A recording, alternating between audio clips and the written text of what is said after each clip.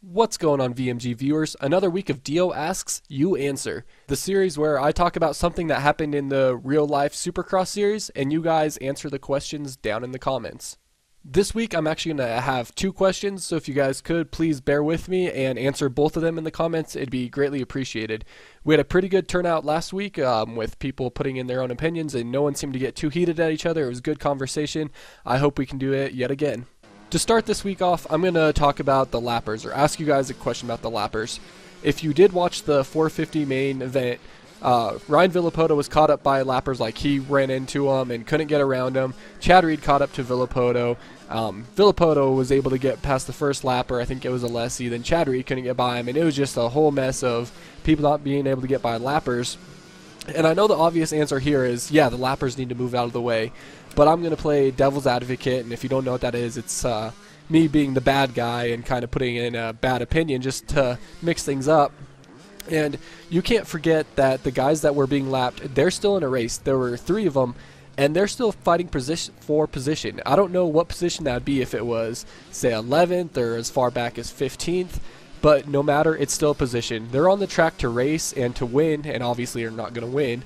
But you know darn well that their team manager wants them to get a 9th over, say, a 12th or something like that. You know what I mean? So those lappers, do you think that they should have just parked it in a corner and let the Reed and Villopoto go by?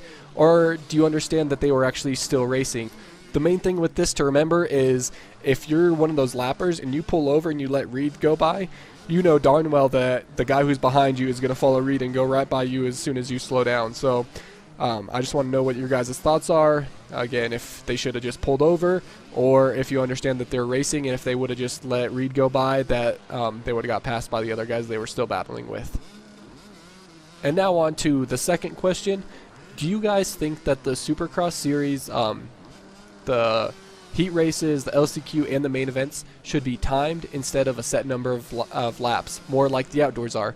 Instead of doing 20 laps, maybe they could do 20 minutes plus 2 laps, like, you know, the outdoors is 30 plus 2. Do you think that'd be good for racing in Supercross, or do you think it wouldn't really matter? I mostly pose this question because we've seen tracks this year that were like 1 minute and 5 seconds long or something like that, however long Anaheim 1 was.